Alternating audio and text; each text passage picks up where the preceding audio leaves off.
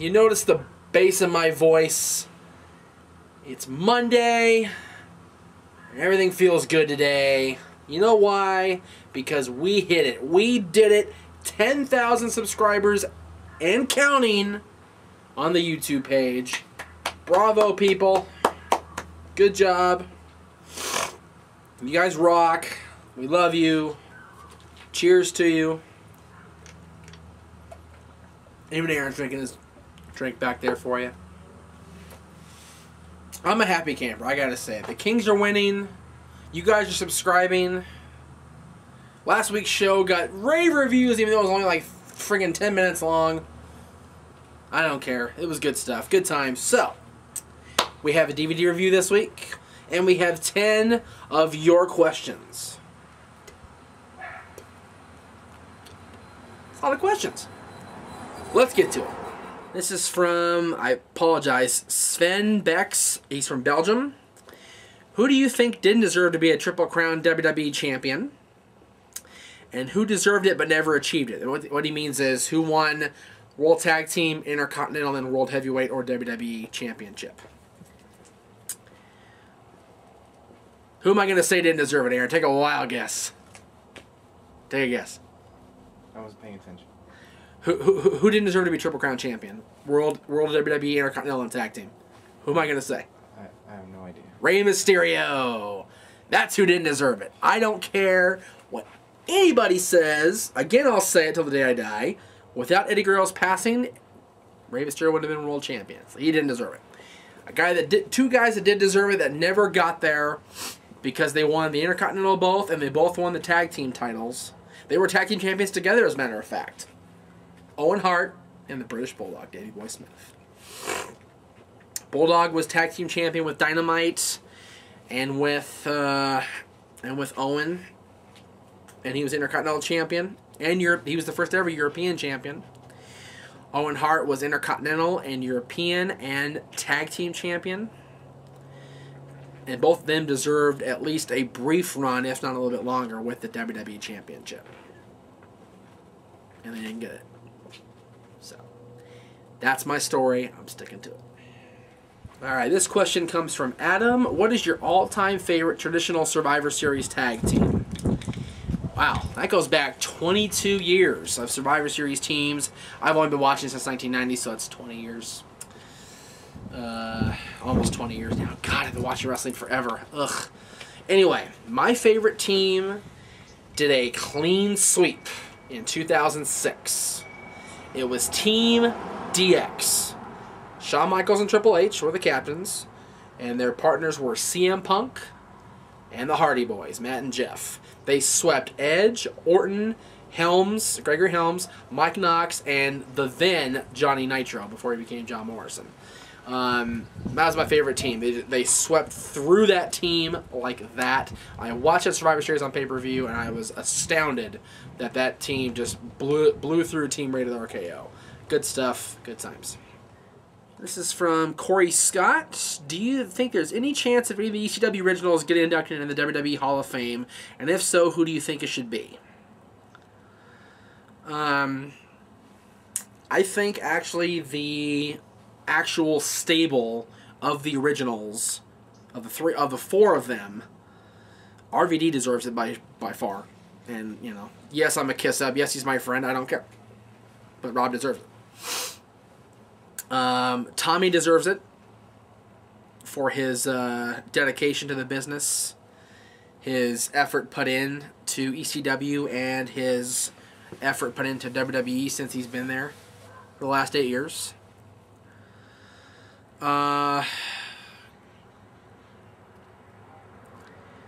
Sabu, he did contribute quite a bit to ECW. There's no denying that. He was one of the biggest stars in ECW history. But I'm not sure if he deserves a WWE Hall of Fame induction. Not sure about that. Same with the Sandman. Sandman was the ECW icon, the hardcore icon, if you will. I know somebody's going to get pissed at me for calling somebody else the hardcore icon, but oh well. Sandman was the original. And I'm not sure if he deserves it. If anybody in ECW deserved it, it was Terry Funk, and he already got it. Paulie deserves it too, actually. Paul Heyman deserves a Hall of Fame induction. So does Eric Bischoff, but he was never in ECW. I'm just saying, those guys both deserve it. But of the ECW originals, I would have to say Rob and Tommy. Alright, I'm going to butcher your last name, Kyle, and I apologize. Cislak. C-I-S-L-A-K. I hope. I heard in an interview with UFC President Dana White that years ago, WWE was very close to buying the UFC before Zuffa bought the company. I'm wondering, in your opinion, how both sports would have been altered if this acquisition had taken place. On one hand, the UFC would have eventually been under the kid-friendly and no-blood blanket of WWE and might have turned into yet another sports entertainment merchandise-selling machine. On the other hand of the spectrum, the highly competitive nature and physicality of MMA may have influenced the WWE product, and we may have gotten a WWE that has a very different style than what we see today. I'd never heard that. Have you heard that, Aaron? I didn't know about that. It's very easy now to look back. You know, hindsight is 20/20, ladies and gentlemen. And I know there's ladies watching. I got emails from ladies. They are watching the show. I'm so happy. I have a unique and diverse audience.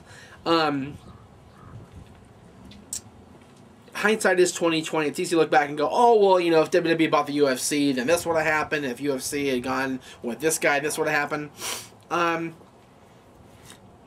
But let's be honest. If UFC had been bought by WWE, we would be seeing a lot more of the WWE wrestlers going into the Ultimate Fighting world and trying to compete.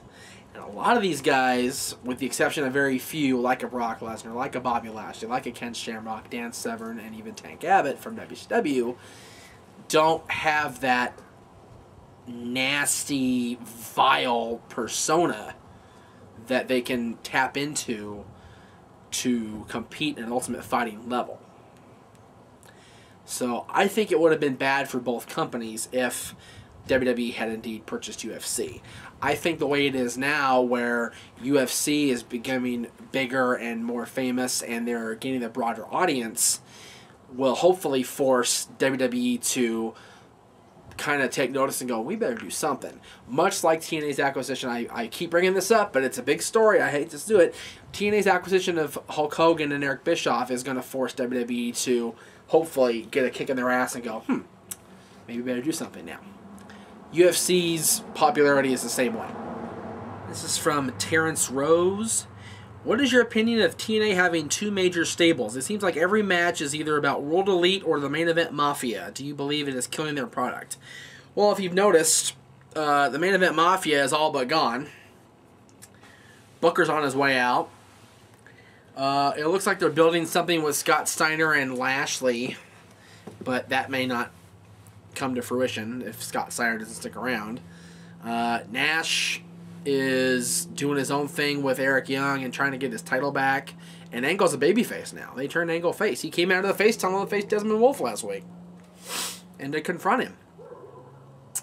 So, maybe it's me, but it looks like the Main Event Mafia is all but dead. World Elite is still there.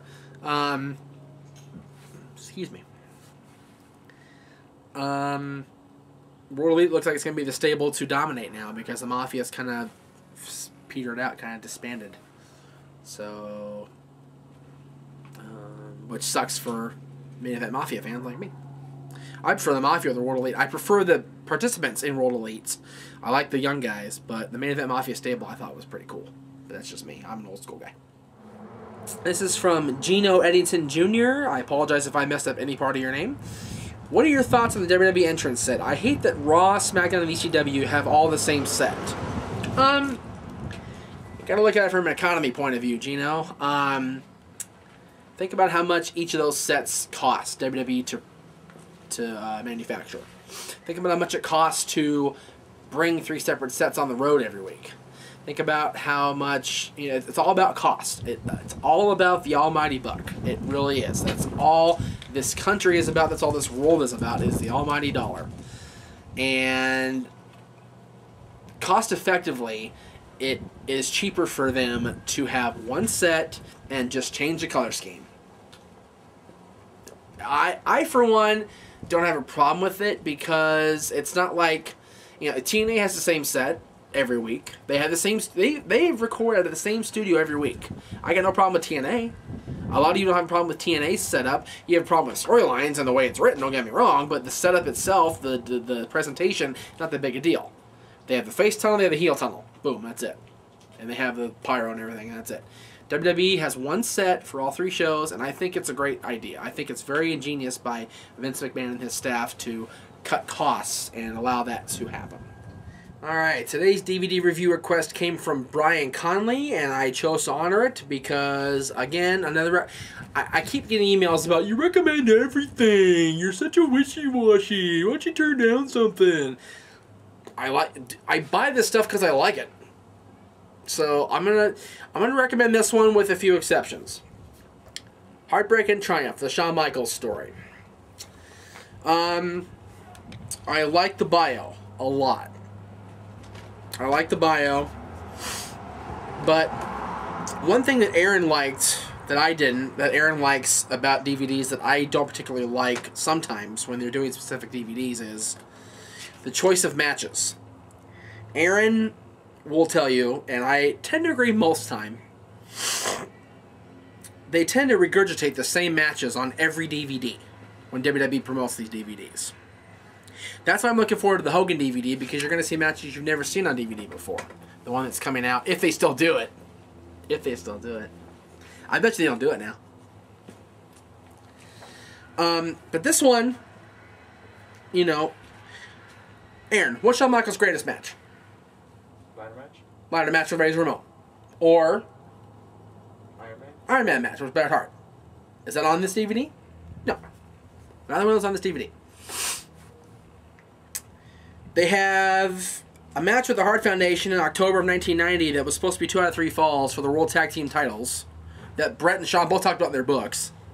That was a complete clusterfuck because the top rope broke in the first fall. Jim Neidhart accidentally broke the top rope with his big self. And they put that match on the DVD because it shows Shawn Michaels being a World Tag Team Champion with Marty. They picked some crazy matches, you know. The match, the Rockers, the Orient Express, and the Royal Rumble 91, that was actually a decent match. They picked his first IC Championship win. That was a good idea. Michaels and the Bulldog. That was a good pick. They showed the entire 95 Royal Rumble. That was awesome. A surprising pick, in my opinion, was Shawn Michaels and Jeff Jarrett from In Your House 2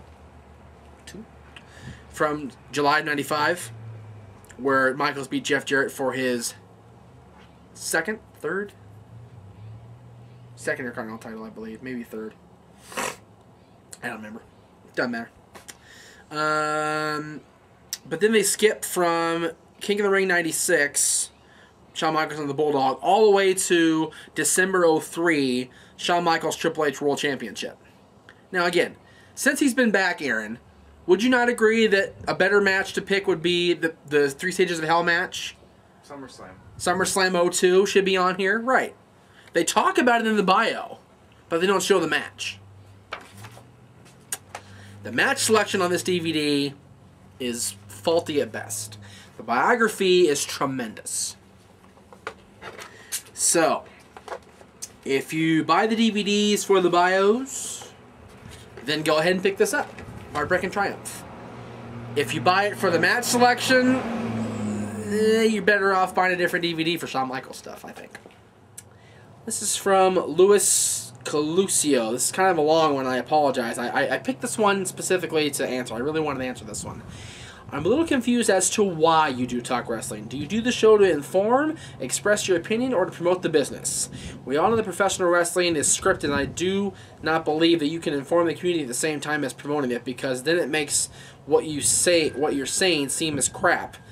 as the hatred that is shown in the ring. For example, in Talk Wrestling 81, you were giving your thoughts on the Hell in a Cell pay-per-view, and I quote that you were saying, careers are shortened, people are hurt, and lives are changed. Now that has almost been used on every promo for Hell in a Cell match since 1997. All you seem to be doing is promoting wrestling and its products instead of giving a fully fair opinion. My challenge to you is to show me examples where something along these lines has actually happened in a big-time match, Hell in a Cell, TLC, ladder match, Extreme Rules, etc. Nothing outside of WWE. Okay. The reason I said that exact quote is because it sticks out in my mind. When I think about Hell in a Cell, people are altered forever by Hell in a Cell. Think about Mick Foley. Mick Foley's career in the ring was drastically shortened by his involvement in Hell in a Cell and also his involvement in extreme matches over the course of 15 years. Foley abused his body, just destroyed it, doing the matches in Japan, doing Hell in a Cell, doing the I Quit match with The Rock, doing Hell in a Cell with, you know, Undertaker and Triple H. You know, just think about how much. Think about Shawn Michaels. Think about how Shawn Michaels in that casket match took one faulty back body drop over the top or bottom of the casket, and his career was shortened by 4 years. Think about that. He was out of action 4 years. Had to have surgery and thought he would never wrestle again. Think about how Shawn Michaels on a nightly basis between 96 and 97 wore his body out as a WWF champion and was faced with knee surgery and never wrestling again in 97 when he made that I Lost My Smile speech. Ladder matches. Think about how Jeff Hardy's, think about all 3 TLC teams. You know, you don't see Matt Hardy doing a whole lot of extreme stuff anymore except when he's in Money in the Bank. Edge can still do it. Matt can still do it. They choose not to. They've chosen to alter their style and not be so extreme, not so, crazy anymore because they've beat their bodies up in these extreme matches. I'm not trying to be a total promoter of the business. I do love the business. I've always loved the business. I've been a part of the business now. And I enjoy the wrestling business. I'm not going to sit there and shove it down your throat, by God, people's lives are going to be changed. But this is the way it is. This is the way it is. I appreciate the question, Lewis. I know you're not trying to offend me. I know you're not trying to piss me off. And if you are, then more power to you. The quote I used is a direct quote from WWE. And I feel that it is very relevant to Hell in a Cell and to the product that they presented. Now, they are changing that now. They are trying to go around people getting hurt. They're not having people bleed anymore and blade themselves anymore. They're not doing the extreme stuff anymore. As Hell in a Cell pay-per-view wasn't so extreme. So people's lives do get shortened. Their careers definitely get shortened, and they're changed forever by these extreme matches. I firmly believe that. I'm not trying to be a WWE regurgitator, but I believe in what they say. This is from Eric Hermanson. Hermanson, sorry. I wonder what's your opinion about Bret Hart. I know you're a big Hulkster fan, but what about Bret? My personal opinion about Bret is that he was a great talent in the ring, but was pretty boring on the mic, and his big success was because he was in the WWF for such a long time that they thought they had to give him a really big push. I am a Bret Hart fan. I've always liked Bret. I don't talk about him very much because I don't get questions about him very much, but I do like Bret. I think I reviewed his DVD at one point. If I didn't, I will. I'd like to review because I liked his DVD a lot. I definitely recommend Bret's DVD. Bio was great. The matches were great, and the extras were great too. Everything was great on the DVD. I love it a lot. Bret is one of those guys where I've observed you either like him or you don't. There's no middle ground. Bret is very outspoken. He does not like a lot of things that are currently going on in the business. He's not a fan of DX. He's not a fan of a lot of guys, but he's a fan of a lot of guys too. I'm hoping to meet him at the convention when we go, if we go, in January. And I'd like to have him on the show to get his opinions on what the wrestling world looks like right now. I know he's at interviews all the time, but I like to get the opinion face to face. I like Bret. I was a fan of his all throughout his career. I like the Hart Foundation. I like the new Hart Foundation. I even rooted for him in WCW. I was so upset when WCW mismanaged him the way they did. Because it's like they said in the DVD. They could have taken Bret Hart and built the whole company around his butt. And they didn't. They totally faltered with him. And then he got his head kicked off, and that was it. So, I like Bret. I do, a lot. This one is from Neil Moss. Who do you think is the most dangerous man in wrestling? Who is the one wrestler you think every other wrestler would be scared to go in the ring with? My choice would be New Jack.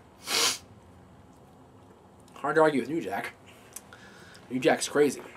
Honestly, though, and it's still relevant today, because he's still wrestling, Sabu.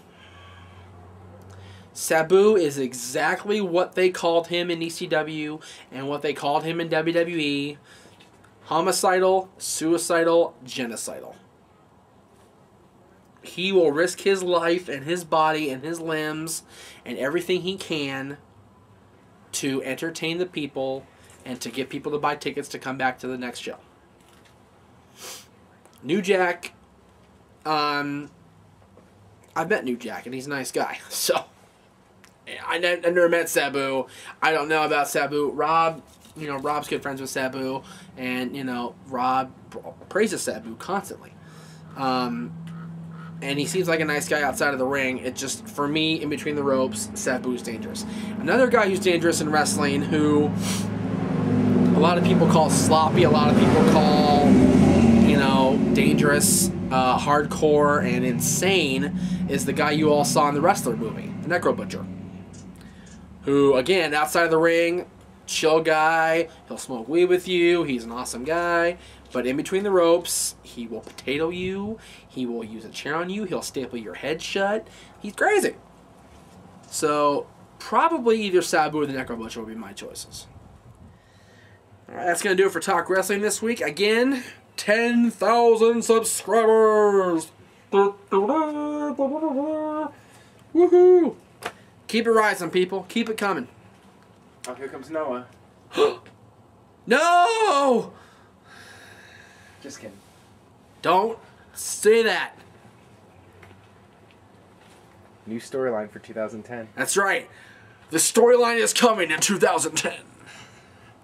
Or is it? Or is it? No, the storyline is going to be me versus anybody else, but no, I don't. I'm rambling. That's what I do best. Thank you all for watching. Thank you all for getting us above 10,000. We really appreciate it. And we'll see you next time on Talk Wrestling.